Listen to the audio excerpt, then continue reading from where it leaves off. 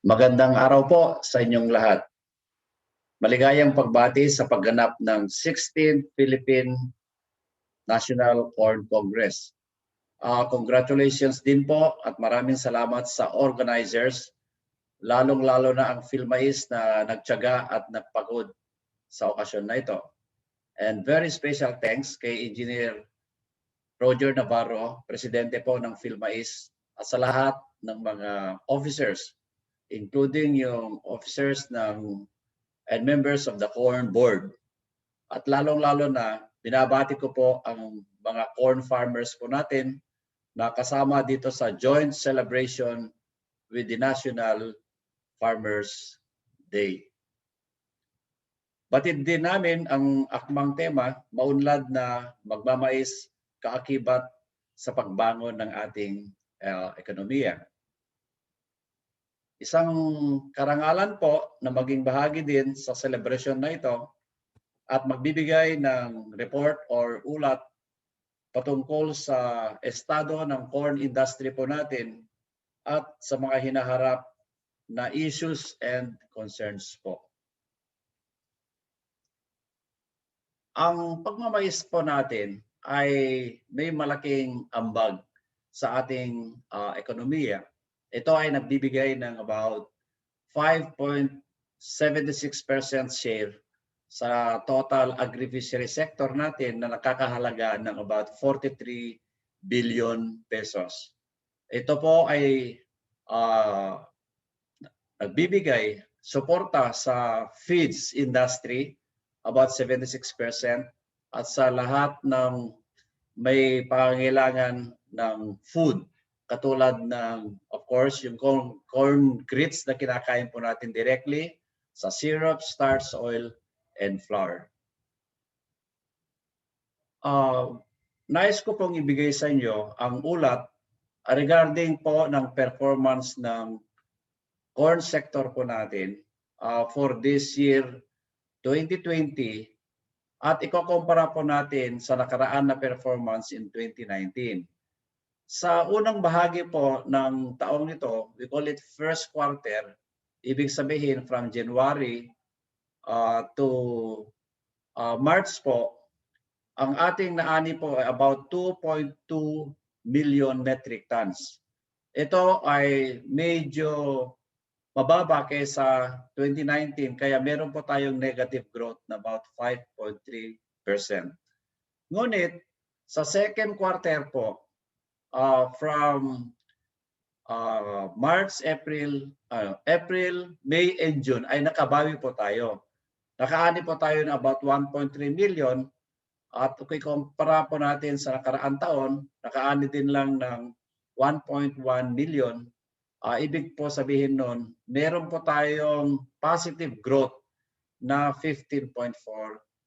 So congratulations sa ating mga farmers na nagbigay ng positive growth po nito. At ibig sabihin po nito, sa first half of the year or first semester, kumbaga tawagin, ito ay nagbigay sa atin ng 1.4% growth or a total of 3.6 million metric tons ng mais. Kasama po dito ang yellow corn at saka white corn. Sa third quarter po, recently nag-release ang Philippine Statistics Office ng final report nila at ganun, nagkaroon din tayo ng positive growth or increase in production from 2.8 million, from 2.7 million metric tons in 2019 to 2.8 million in 2020. At dito sa kasalukuyang quarter or fourth quarter, gumawa po kami ng assessment kung ano po yung magiging itsura ng ating production. At of course, kinonsidera po namin yung nagdaan na mga kalamidad na nansalanta po sa ating bayan. Napakarami po yon. Yung pinakahuli po ay yung Typhoon Ulysses. Inawas po natin yon. Inawas po natin yung ibang damages caused by other typhoons. At may konting, of course, damages na naibigay ang fall armyworm. at nakakompute lang po tayo ng 1.2 million, 1.2% growth. Or ibig sabihin po noon, 1.6 million metric tons sa fourth quarter. So sa kabuuan ng second half po ng taon na ito, nag-expect po tayo na makaani ng 4.5 million metric tons or about 2.6% growth kumpara po sa 2019. Kung titignan po natin, isumatotal po natin yung first and second semester or yung total po natin in 2020, makakaani po tayo ng about 8.1 million metric tons as against 7.9 million metric tons in 2019 at magbibigay sa atin ng positive growth ng 2.1%. Mas mataas po sana ito kung wala yung mga nagdaan na kalamidad magmula nung eruption ng Taal Volcano, mayroong dating flooding na nangyari dyan sa Region 2 in Apayao or Cordillera. Meron din yung tagtuyot na naranasan din nila sa Region 2, particularly sa Cagayan and Isabela. Kaya medyo mas mababa po yung kwenta po natin. Originally, it's about 8.2 or 8.3 billion metric tons. Anyway, sana hindi na po mabawasan yun dito sa estimate po natin kasi ayon sa ulat ng Pag-asa ay makakaranas pa rin tayo ng mga siguro pagdating na darating na bagyo po. Para sa mga kaalaman ng lahat po ng ating mga stakeholders natin, kung nakikinig po, of course, yung ating mga producers, lahat yung mga kliyente po natin, yung gumagamit po ng corn, lalo yung mga feed millers. Of course, that includes na yung mga traders, mga middlemen, yung logistics providers, at lahat-lahat. Ang kino-compute po namin na bumubuo ng pinakamalaking ambag sa pag-produce ng mais po, both for yellow and white for the year 2019, ito po yung top 5 producing regions sa buong bansa. Ito po ay combined yellow and white na ito. Ang pinakauna po ay Cagayan Valley o Region 2 ito. Ang pangalawa po ay Northern Mindanao na nag-ambag ng 17%. Of course, yung BARM po natin, yung Bangsang Moro, of course, administrative region po natin ay 14%. Sa Sox-Sargen, Region 12, it's about 14%. Ilocos Region, 7%. At sa mga tuwid, ang 5 regions na ito ay nagpo-produce ng about 75% doon sa total corn production natin sa buong bansa. Other regions, yung total po nila ay about 25%. Kung titignan din natin yung kalagayan, kung sino yung mga top producing provinces. Nangunguna ang Isabela, 14%. Pangalawa, Bukidnon, na nandiyan sa Region 10, 11%. Maguindanao, 8%. Cagayan, 6%. Lanao del Sur, 6%. At ito ay bumubuo ng about 45% sa total na produksyon ng about 78 provinces in the whole country po. At of course, given yung scenario na meron yung mga top producing regions at saka top producing provinces, merong mga issues and concerns. We call it the industry challenges na hinaharap po ng ating magsasaka. Nandiyan pa rin po yung mababang ani ng kamaisan po natin. Sa puting mais, we call it white corn, medyo malungkot po tayo kasi ito ay nagbibigay lang ng 1.88 million metric tons per hectare. Sa yellow corn naman, medyo mataas siya, 4.17. So in effect, yung combined yield niya is nasa 3.17. Ito yung sinasabi namin, hindi magandang balita pa. Ito kasi kung white corn ang pag-uusapan, pwede po tayo makaani ng between 3 to 5 metric tons per hectare. At doon naman sa yellow corn, ang average natin na 4.17, may potential ito na pwede natin itaas up to 6 to 8 metric tons per hectare. Yung mga high-yielding corn po natin ng yellow corn ay pwede umabot ng 8 to 10 or even higher than 10 metric tons per hectare.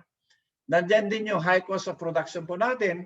Of course, i-admit po natin na yung inputs po, lalong-lalo yung ating mga fertilizers, yung mga synthetic or yung inorganic fertilizers ay mataas pa rin.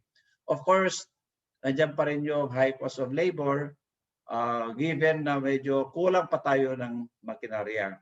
And of course, andyan pa rin yung medyo hinaharap at hindi po nawawala sa practice ng ating magsasaka na pumupunta sila sa mga informal lenders at of course, siyempre medyo mataas po yung interest rates na binibigay po ng mga informal lenders na ito. Pero nandiyan din yung problema about yung sinasabi po natin na damages due to natural calamities. Na-experience po natin recently ang napakarami. Sabi nga nila, a parade of typhoons. Santa Cruzan ang tawag ng aming sekretary nito ng mga kalamidad. Of course, yung flood damages, andyan yung tagtuyot, yung drought. Of course, lalo sa pag-west, andyan yung damages due to pests and diseases, katulad po ng fall armyworm na babagitin ko po estado mamaya. And therefore, lahat ito, which includes yung low quality of produce na sinasabi dahil meron po tayo experience na affected po or contaminated ang ating mais ng aflatoxin, etc. Of course, marami pang problema and nagbibigay po or nagdudulot ito ng low income of our farmers. Ngunit po, yan yung mga kasalukuyan na problema natin. Pero wag po tayo malungkot kasi meron naman tayong sinasabing pwede magiging opportunities or magawa pa para magbibigay ng lunas or solution sa mga problema na yon. Una po, meron tayong varieties na kumbaga tinatawag na high yielding na pwede pang kontra or pang solba dun sa mababang ani na sinasabi ko. So ito, actually ang mga private seed companies po natin ay nagpapaligsahan po sila na nagde-develop at nagpaparami ng kanilang varieties of seeds na nagbibigay ng mataas na ani at ganun din sinosolba nila yung sinasabi po natin na effect of fall armyworm kasi recently in our meeting sa maraming seed producers natin, yung mga lalong-lalo yung multinationals natin ay may sinasabi na mataas ang ani at may resistensya pa sa fall armyworm. Of course, meron tayong bagong programa, we call it the corn livestock integration. Of course, kung medyo dehado po tayo o kung medyo mababa po ang ani natin, ang isang pag-asa po natin ay pwede dagdagan yung kita ng ating magsasaka sa pag-integrate po ng livestock doon sa ating programa. At ito ay sinisimulan po namin ngayon. Actually, pupunta po ang ating mahal na secretary sa Isabela para i-launch po niya yung corn livestock integration project po natin sa Itiague. It's about covering about 400 to 500 hectares po. Of course, maraming private sector na nagsisignify o nagbibigay sa amin ng interest po na mag-invest po lalong-lalo na sa corn industry para at least makapagbigay sila ng tulong katulad ng pag-invest on say some areas in Mindanao na nagfo-focus sila dun sa IP areas po natin. Mayroong grupo din na gusto mag-develop ng corn under coconut. Meron din grupo po na gusto mag-invest na magpapatayo at mag-consolidate ng what we call yung production mula sa puting mais in support doon sa corn grits requirement at rice corn blend. Of course, hindi rin nawawala ang farm mechanization po natin na parte or bahagi po doon sa budget po natin. And of course, yung production expansion po natin, hinihikayat po namin ang ating mga LGUs, yung mga, of course, yung farmers natin na mayroon pa silang idle lands na hindi po tinatamnan ng mais, na pwede natin tamnan ito. And lastly po, may opportunity natin na yung mais po natin ay pwede na natin or mabilis po natin ibenta kasi batid po namin yung what we call yung increasing demand for feeds sa ngayon and for food and other uses. And recently po, pinag-usapan po ng top management and Department of Agriculture yung posibilidad po na pwede po tayo mag-export ng corn, be it in grains or silage. Ngayon po, medyo bilisan po natin ang given that scenario, bilisan po natin yung pagtaas po ng ating production. To do that, dalawa po yung ating dapat strategy. Itaas po ang ating ani at ibaba po ang gastusin. At doon sa pagpapataas po ng ani, dapat increase po natin ang ating production from a level of about, actually nabanggit ko 8.6 million in 2021, magtataas po yan between say 5 to 10% up to the next say 3 years or 5 years doon sa ating production. At and to do that, dapat i-increase po natin yung sinasabi natin unit yield per area po natin. Kasi sabi ko, medyo mababa po. And of course, kinuwenta po namin yung income per hectare. In 2020 po, we computed about 42,000 pesos per hectare per cropping. At pwede natin i-increase po ito by about 5% in 2021. And of course, yung self-sufficiency po natin for yellow corn sa ngayon, nandyan sa 95%, medyo mababa din sa white corn, pero yung net effect po ng lahat na pinag-usapan po natin regarding yung yield increase, etc., ay magdudulot ng sufficiency level po na pataas po. Of course, ang ating mahal na kalihim, Secretary William Didar, ay nag-spearhead po ng mga magaganda at malalalim pag-aaral, and we call it the new thinking at saka mga key strategies po natin. At ito po, yung iba siguro alam na ito pero hindi po nakakaalam nito, at for the first time makita nyo ito. Gusto lang na po namin i-emphasize na meron tayong 3 grupo ng estratehiya para i-increase po natin ang ating productivity and income. Yan yung survive, reboot, and grow. So alalahan nyo pa ito, SRG, survive, reboot, and grow. Of course, quickly lang po, titignan natin yung example mga ito, kung paano namin ginroup po ito. Kasi after the end of the year, i-assess po namin kung ano nangyari sa lahat ng mga strategies nito. Halimbawa po, doon sa survival or survive aspect, dapat pataasin pa rin yung production, mag-integrate tayo ng corn sa cassava and sorghum, sa poultry. Pinag-uusapan na yan matindi ang climate resiliency na sinasabi. Ano ang gagawin po natin sa laging nababaha at natutuyot ating kamaisan? Of course, anong gagawin po natin doon sa mababang ani, lalong-lalo na sa mga areas na nagpo-produce po ng white corn.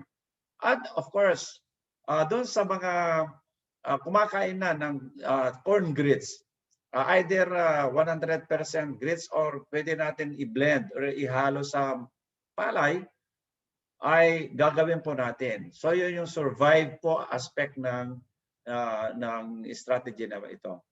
Doon naman sa reboot, we have to modernize. Sabi ng ating secretary, there is no way except to modernize agriculture.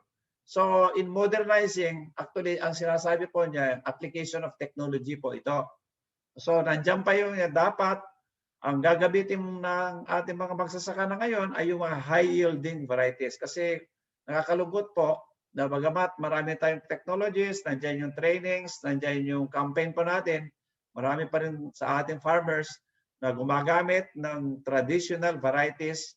In fact, may record po kami in some regions na yung kanilang white corn, for example, ay below 1 metric ton per hectare. Napakababa po.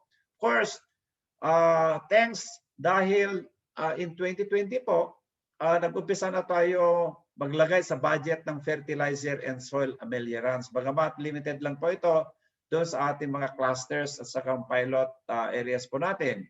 And of course, yung distribution po ng immediate distribution ng seed reserve. Ito yung sinasabi natin noon na buffer stock na kung may kalamidad, kaagad natin ma-rehabilitate o makapagtanim po ng ating mga farmers. Doon sa industrialization, of course, nag-iisip po tayo ng paraan kung paano tayo maka-market kaagad ng ating mga produkto. Of course, kasama po sa package na yan yung mga entrepreneurial training and provision of post-harvest facilities. Under po yung export, sabi ko kanina, inatasan po ng ating mahal na kalihim, particularly yung mga policy and planning service po natin. Kasama po kami sa corn program na pag-aralan po kung paano magkaroon na ng trial or yung initial shipment ng corn production po natin, either in corn grains or yung corn silage na nung araw ay meron daw tayong experience or historical record na nakapagbenta na po tayo sa Malaysia and Indonesia sa corn grains at saka South Korea doon sa corn silage po natin. And of course, yung pinakabago din ngayon na pinirmahan po ng ating mahal na kalihim ay patungkol po sa farm clustering and consolidation. Itong aspekto po nito ay baka mabigla po ang ating farmers sa konsepto nito. Baka akalain po natin na i-cluster po natin yung mga farmlands. Hindi po. Ang unang phase po nito, i-cluster po natin or i-consolidate po natin yung mga farmers within a contiguous say barangay or municipality or a province para sa ganun magkaroon ng isang efficient use of say resources, particularly yung mga equipment po na binibigay ng DA, ng LGU, etc.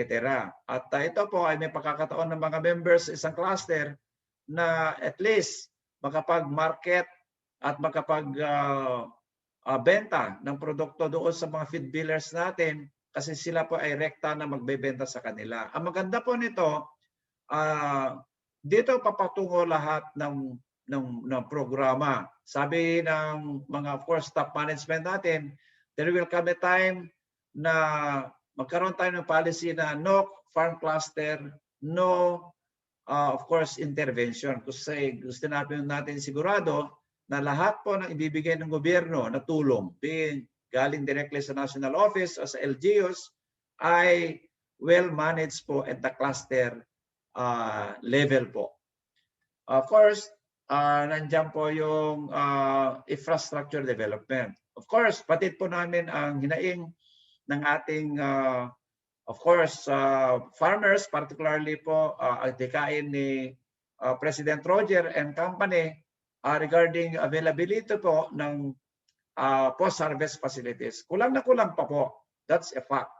And therefore, mamaya magbibigay ako ng how to go about this kasi ito yung recurrent problem po natin na hindi po makapag-store ang ating farmers sa kanilang harvest na medyo mahabang panahon while waiting for the next harvest kasi kulang na kulang po ang ating mga post-harvest facilities. Pangalawa po, we would like to consider na pag-isipan ng ating mga farmers din to adopt irrigation as a way na ma-increase po ang ating production.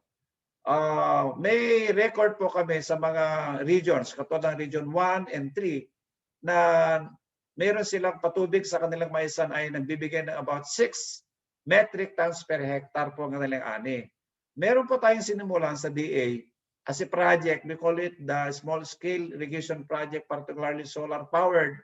In 2018 po, meron kami pinondohan na about 43 units of this, and we would like na makita doon sa mga regions kung saan mga ito na nagfa-function at saka may epekto po sa ating productivity or production. And of course, yung construction ng farm to market road, kasi doon sa mga corn areas kuminsan ay hindi na pa-prioritize kasi pinaprioritize yung mga rice areas, etc. So sabi namin, para mabigyan naman ng chance ng ating corn farmers, may labas po ang kanyang produkto, ay kailangan yung mga farm to market roads natin ay nandyan sa corn areas. And sa reboot po, hindi po nagkukulang ating management na humingi po ng budget. In fact, napakataas po ang naipropose po namin na budget in totality sa DA. Sa corn program po, we would like to tell you na napakataas po ang hiningi namin na budget for 2021. It's about 7 billion. Kaya lang, ang na-approve po is about 1.4 billion lamang po. Kaya lang, nag-submit kami ulit ng another proposal about 2 billion. Hopefully, mabibigyan po ang ating additional request. And of course, meron tayong adhikain about hopefully itong measure na ito, we call it a legislative measure, na magtatayo tayo ng isang development corn industry na institute. Of course, this is still a bill. Hindi po namin alam kung ano yung magiging outcome po nito. Pinag-usapan na ito. It's either an authority or a research institute. Mahalaga po ay mayroong separate po na corn industry, what we call institution na tumitingin po sa kalagayan ng corn industry.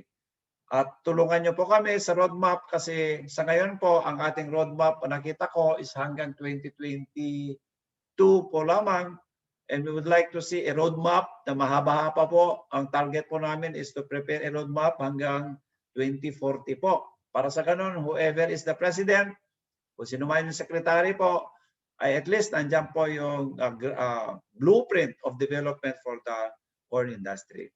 Ngayon po, of course, partnership. Salamat po sa lahat na nakiki-partner, of course, nakikipag-alyansa po sa DA. Kasi sa DA po, sa totoo lang, kami lang po yung sinasabi na nasa steering. Pero yung rowing na sinasabi po, nandiyan po sa baba at sa mga kaalyansa po natin. So ito yung mga example po ng private sector na nagbibigay po ng mga suporta at nag-initiate mga projects and programs na pwede natin pagsamahan for the next years to come para lalo mapaganda po ang ating corn industry. Ngayon, given yung scenario po nito, nais ko lang sabihin po sa inyo na part of our status in the corn industry ay yung sinasabi po natin na challenges. Initially po, meron tayong mga big problems in the past na hanggang ngayon ay hinaharap pa rin natin. Meron naman yung bago. Of course, yung dati ay yung number 1 po. We call it the 3 Fs ito. Yung first F po nito, yung falling prices of corn. Of course, di lang sa taon na ito, na-experience po ito, pero in the previous years, nararanasan din natin ito. Of course, ang African swine fever po ay in-include po namin dito as a challenge kasi sila po yung nagkokonsumo ng ating mais. Ibig sabihin po noon, kung wala yung hog and poultry industry, wala pang bumibili ng ating mais.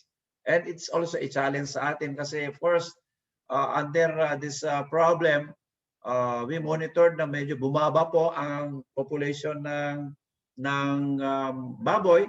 Siyempre may epekto po doon sa demand requirement ng mais. And then the third po, yung third F po ay yung fall armyworm. Mamaya, ibibigay ko po yung status nito. So sa una po, ito po yung ginawa ng DA management in collaboration po and of course consultation po and in support with other stakeholders. Dalawa po ito. meron yung immediate, yung kaagaran solusyon, at saka meron yung medyo pangmatagalan. Ang ginawa po dito ng DA sa immediate ay of course, meron tayong coordination with yung mga feed millers na i-link sila sa mga directly sa mga cooperatives, sa mga clusters po natin. Para sa ganon, sila po yung bibili sa kanila na hopefully mapataas po yung farm gate price ng farmer at medyo mabawasan po yung buying price ng feed millers. Sa totoo lang po, ang sa current na pangyayari, ang farm gate price ng mais ay nag-average po ng 13 pesos per kilo. So, halimbawa yung production cost po natin ay 10 pesos per kilo. Ang kita po ng farmer retail is 3 pesos per kilo. Pero pagdating na po sa feed miller, sila yung gumagamit na napoproseso po ng feeds, ay nasa 17 pesos na po ang buying price nila from the traders. So ibig sabihin po, 17 pesos minus 13 pesos, may 4 pesos difference po na nandyan po sa ating mga logistics providers, mga traders, middlemen, etc. So ang sabi namin, kung ang farmers through their cooperatives ay rekta na nagbebenta po ng kanilang produkto doon sa feed millers, win-win solution ito. Pwede bilhin ng feed millers ng 14 to 15 directly at siyempre tataas ang kita ng farmer. Meron tayong model na ginagamit, example, ito po ay actual na nangyayari sa Tarlac doon sa CP Thailand. Talaga lahat ng requirements nila ay directly binibili po nila sa farmers nito at naka-imprenta po doon sa kanilang gate na we are buying corn at 15.50 per kilo. Samantala yung providing po, yung kuminsan po yung pagbebenta ng farmer po natin ng wet, umabot na ng 10 pesos or 9 pesos. Kung dry naman, it's about 12 to 13. Kaya kung halimbawa bibilhin ng CP of Thailand ito ng 15.50, malaking tulong po sa ating farmers po ito. At saka recently, ang ating mahal na kalihim po ay sinulatan niya yung governors ng top 20 provincial, top 20 provinces na napoproduce po ng mais. Ang pakiusap po niya, ang mga probinsya po na ito, mga governors ito, ay directly na bibili ng mais sa farmers natin. Of course, yung mga provincial governments na ito ay mayroon silang, of course, leeway na mag-access ng pondo sa government through the banks na ipapautang po ng gobyerno para makabili sila. And of course, in that way, makakatulong sila sa pagbili directly from the farmers. And of course, yung Land Bank po recently ay nag-approve ng credit facility na for corn procurement by LGUs. Isa pa din po na immediate ay nagkaroon po ng sinasabi po pag-uusap na ng calibrated importation ng corn and feed. Batid din namin na marami din dumating na imported yellow corn and of course feed, wheat. At just kaninang umaga po, pinulong kami ng ating mahal na kalihim. Kasama po natin yung BPI, BAI, yung policy service po natin, etc. Pinag-usapan namin kung ano ang magandang estratehiya para magkaroon tayo ng what we call calibrated importation ng yellow corn. In due time po, maglalabas po ang ating pamahalaan ng guidelines regarding yung importation, especially starting January 2021 up to the whole year of 2021 po. Of course, ang magandang balita, for the first time, na-consider po ang corn farmers na makatanggap po ng cash and food subsidy na sa buong Pilipinas po, nakakahalaga po ito ng 1 billion at pwede niyang mabenefitan ito sa about 198,000 farmers. Ito po yung sinasabi po natin na cash and food subsidy kasi doon sa 5,000 per farmer na ibibigay po, 3,000 will be in the form of cash at saka 2,000 po in the form of say bigas and poultry product po. 2,000 po yun. So sa kwenta po namin, kasi may guideline po kami na ang prioridad mabibigyan nito are those municipalities falling under 4 to 6 class and 5th to 6th class municipality. Kaya nakakwenta po kami na may mako-cover po nito na about 68 provinces at saka 605 municipalities. Last week po, nasa Tayabas, Quezon po kami kasama ang ating mahal na sekretary at nilaunch niya po, actual po na nakatanggap ang 500 farmers ng ayuda. Of course, yung 500 farmers, kasama na po yung corn farmers, yung coconut farmers, sugarcane farmers, at saka yung mga IP areas po natin na nakatanggap. Ngayon po, ang bago din, na-include po ang corn farmers na pwede makapag-avail ng expanded sure aid, kung baga tawagin. At initially po, nag-allocate ng ACPC ng about 500 million para to be availed by at least about 20,000 corn farmers po nito, na ito po ay pwede maka-loan ang isang farmer up to 25,000, zero interest, payable in 10 years po ito. Tingnan po natin yung long-term solution. Of course, sabi ko kanina, we were requested by management na magbigay or mag-prepare ng additional budget proposal attuning to about 2 billion po. Na-submit na po natin ito. Hopefully, makonsider po doon sa BICAM budget hearing na pag-uusapan po.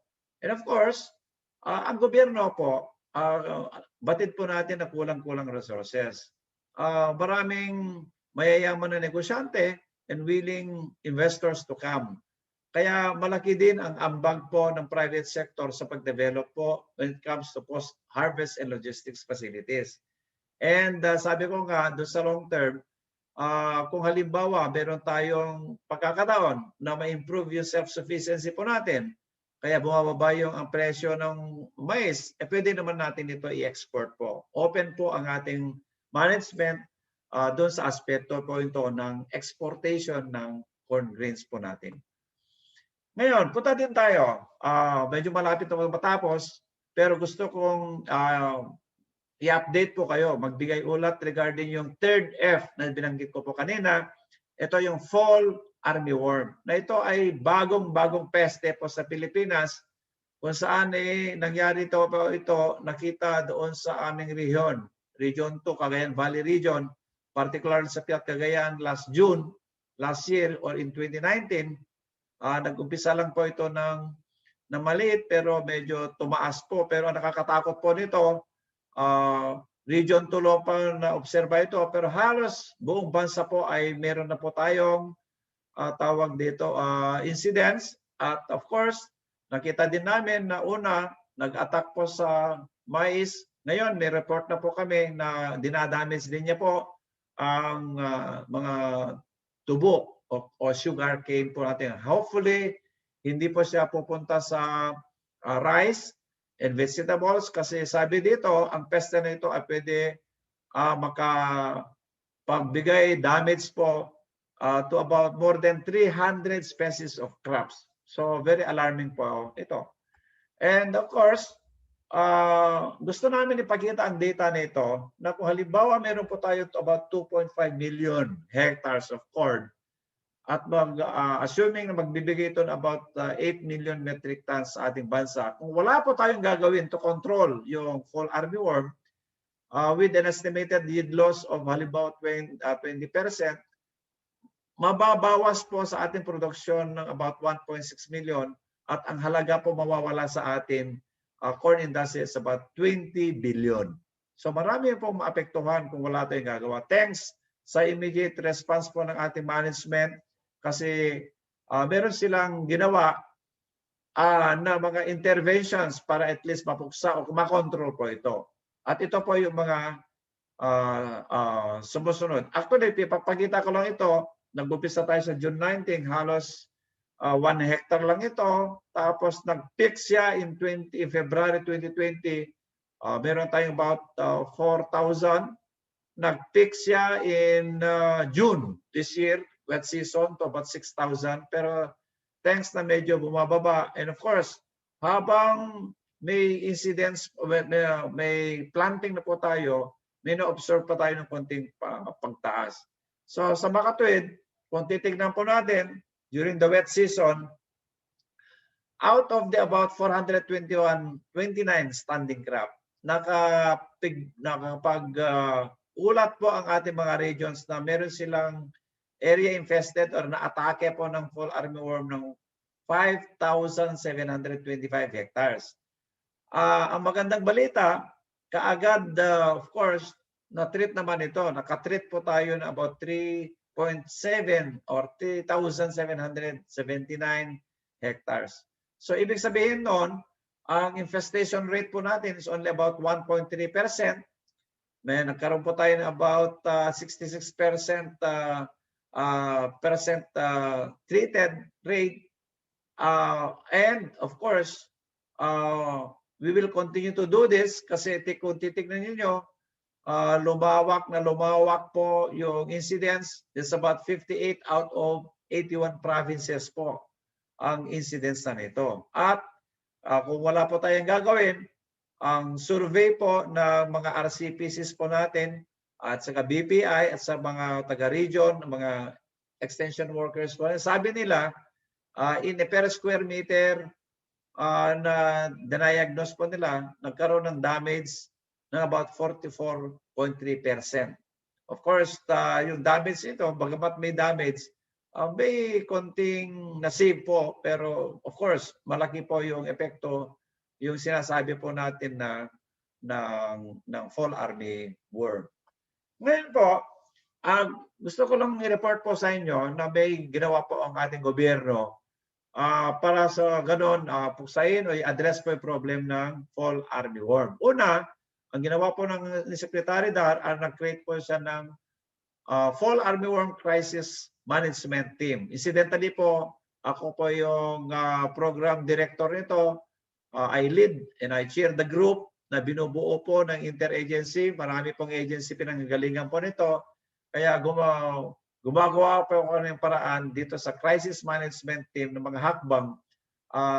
Ito po, ang isang output po nito, of course, gumawa po yung ng management team ng National Management Strategies and Protocols. Medyo matagal po ito pinag-usapan pero approved na po ito at ito po yung pinapractice po ng ating regions. Pangatlo po, nag-allocate po ang DA from our quick response fund ng about 150 million pesos na naikalat po sa ating mga regions. Ito pwede nila gamitin pambili ng insecticide at saka yung kailangan po nila para sa insecticide, it can be yung pheromone lure na sinasabi. And of course, yung mga intervention na kailangan gagawin po para at least ma-address yung problema.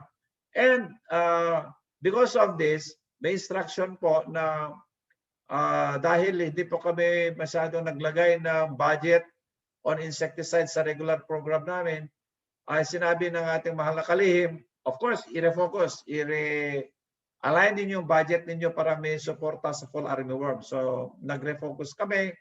And then recently po, may na-approve na budget po ng fall armyworm. Nakakahaga po ng 470 million.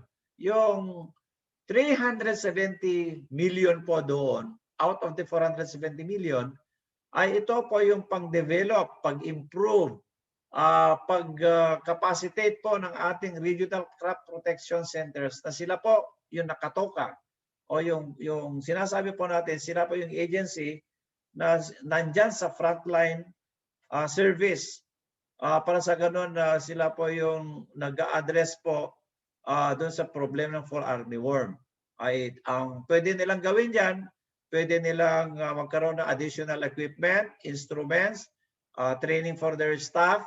Pwede po nilang develop or use it for their campaign, for their and of course, kung kulang ang tao nila, pwede na dagdagan out of the say 370 million para sa regional crop protection centers po natin. At meron tayong 100 million na directly po na na-distribute sa ating regions na pwede directly pambili ng inputs, katulad po ng sinasabi ko, inorganic at organic pesticides at saka yung mga pang-attract po ng fall armyworm para mapuksa po sila. And lastly po, kinakausap po natin yung partners sa atin from the private sector na tutulong po sa atin. Ang perfect example nito, yung Corteva po. Meron tayong Edu Farms na sino-showcase po natin through technologies, paggamit ng mga resistant varieties po ng say mais, o paggamit po ng right insecticide, and etc. para makontrol po yung fall armyworm. Of course, kinakausap po din natin field mais kasi meron silang through their organization ay pwede sila magpagbigay ng what we call immediate information kung saan yung mga infestation, kung ano yung degree, etc. So we challenge and we, of course, nagkikiusap po kami sa mga field mais para at least mas mapaigting po lalo ang ating partnership. How we wish po na makita po ang inyong organization na malakas po down the line. I-organize po ninyo from the national, regional, provincial, and how we wish we can even see members even from up to the municipal level para sa ganun magtulong-tulong po tayo dito sa not only in fall armyworm pero sa lahat ng aspect. Of course, nandiyan yung LGUs at saka yung academy po natin na tumutulong po. In fact, I'm happy to report to you na sumulat po ating mahal na secretary na i-commit po at of course sinesertify niya yung alok po o kino-confirm po niya yung alok po ng Food and Agriculture Organization na ang Pilipinas po ay isang pilot site to showcase yung mga approved or yung magagandang technologies panlaban po sa fall armyworm. So sa ngayon, binabalangkas po namin kung ano yung mga package of technologies at saka strategies po natin na ito po ay gagamitin ng FAO, Food and Agriculture Organization, para sa ganun i-approve po na niya yung what we call yung protocol in conducting yung pilot collaboration project po ito regarding fall armyworm sa Pilipinas. So, of course, ways forward, how we wish na yung ginawa po natin at the national level ay ma-mainstream po sa lahat ng mga programs, not only in corn pero sa rice, sa sugarcane, sa lahat-lahat, lalo-lalo na sa high value crop because meron tayong history na na-attack po ang sibuyas ng armyworm po. Of course, how we wish, and of course, nagbigay po kami ng memorandum sa lahat ng ating mga regional offices na bawat region ay mag-create po ng what we call regional, provincial, and municipal fall armyworm action plan. Of course, na dapat nakabase doon sa national protocol. And of course, we will continue na hihingi po maghanap ng pondo para pansuporta natin sa fall armyworm. And of course, dahil ang pondo po ay kalimitan kulang, we will seek and expand partnerships with the private sector. So, yun ang kabuuan po ng ating report. Of course, nagbigay ako ng ulat regarding yung corn industry as a whole. Nagbigay ng konting ulat regarding yung problema natin sa what we call fall armyworm. And of course, nagbigay ako ng ulat regarding yung reported na falling prices of corn. And hopefully in this Congress po, pag-uusapan po ninyo, babalangkas po kayo ng additional strategies and measures na pwede nyo po ibigay sa amin para magiging input po sa patuloy namin na ginagawa na plano, pag-uusap, pag-craft po ng roadmap, at kung very urgent po yung concern ninyo, ay dudulog po natin sa management nito para aksyonan po. Rest assured po na sa ngayon, the corn industry is not left behind. Nakita po natin na inumpisahan nila. Nakikita po even our lawmakers na kailangan bigyan pansin na ngayon ang corn industry ng suporta. Iyon ay ang ebidensya po nito ay nag-approve sila ng budget katulad yung sa Cash and Food Subsidy budget, yung loan budget, etc. na pwede pasuporta sa